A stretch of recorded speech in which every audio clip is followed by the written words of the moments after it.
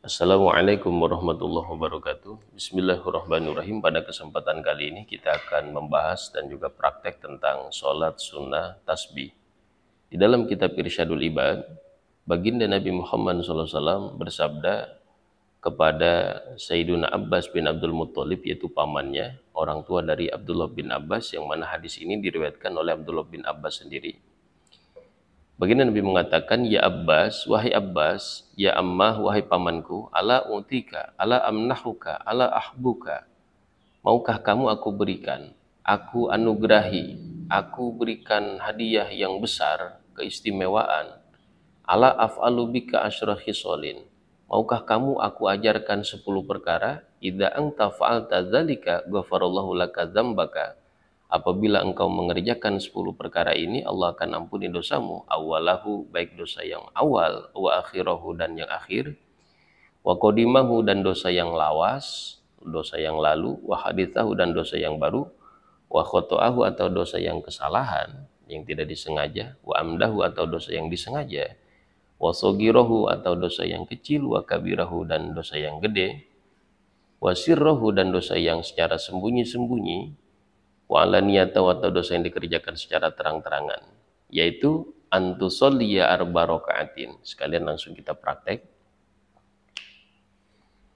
Jadi antusolliya arba rakaatin, engkau melaksanakan sholat sebanyak 4 rakaat yang takra'u fi kulli rakaatin fatihatal kitab wa suratan, yang mana engkau di rakaat pertama itu membaca Fatihah dan juga surah, serta di sini dijelaskan di rakaat pertama surahnya itu adalah surah At-Takatsur.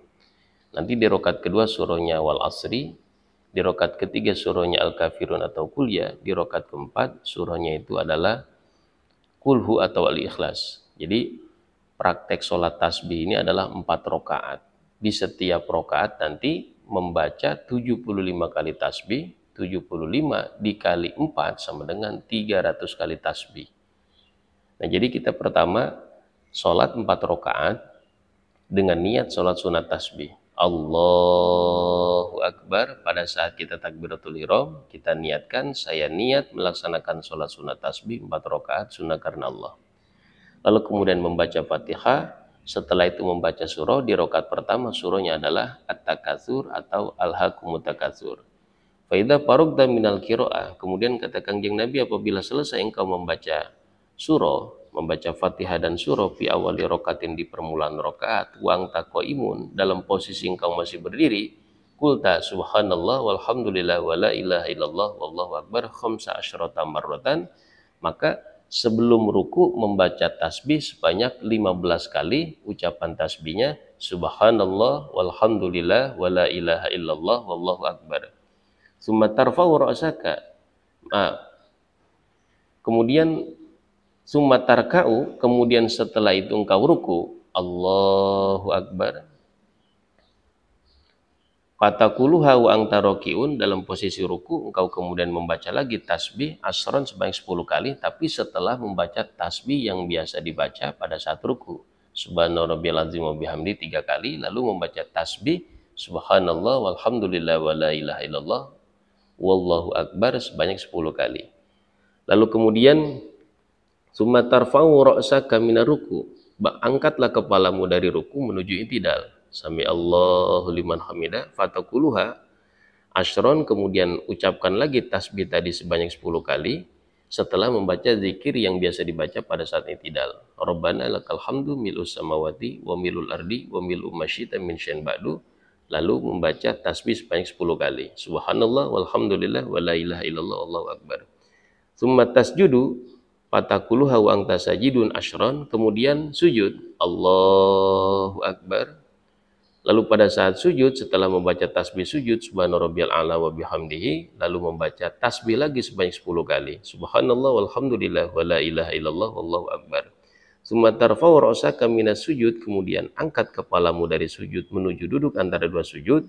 Allahu Akbar, fatakuluha asyron, dan baca lagi sebanyak 10 kali setelah baca doa yang biasa dibaca pada saat duduk antara dua sujud.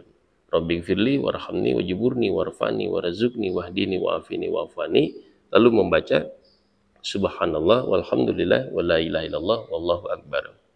Kemudian summa tasjudu fatakuluha wa anta sajidun asron, sujud lagi yang kedua, Allahu Akbar, setelah membaca tasbih sujud lalu membaca tasbih lagi sebanyak 10 kali. Subhanallah walhamdulillah wa la ilaha illallah wallahu akbar. Summa tarfa'u ra'saka minas sujud, kemudian angkat kepalamu dari sujud menuju duduk istirahat.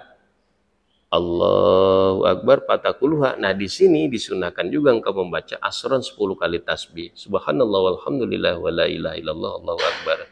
Jadi fadzalika khamsun wa sab'una, jumlahnya ada 75 kali tasbih fi kulli rakatin, di setiap rakaat. Yang taf'alu dzalika fi arba'i rakatin, kau laksanakan, kau kerjakan dan kau baca 75 kali tasbih itu di setiap rakaat dari 4 rakaat yang kau laksanakan itu.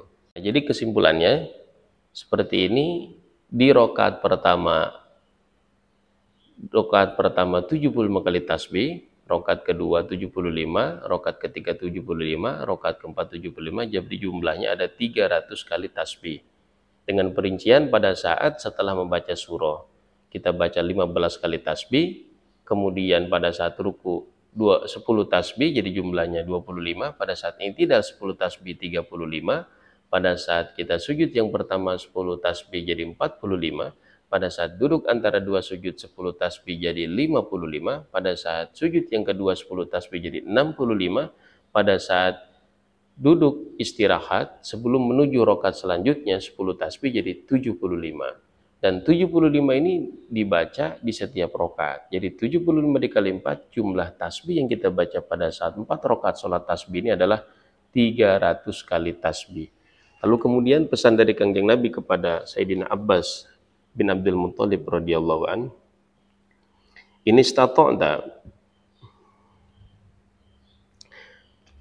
apabila engkau sanggup, antusolliyaha fi kulli yaumin, melaksanakan sholat tasbih ini setiap hari, marrotan sekali, faf'al, maka laksanakan. Fa'ilam taf'al, kalau memang tidak sanggup, fa fi kulli syahrin marrotan, maka sebulan sekali.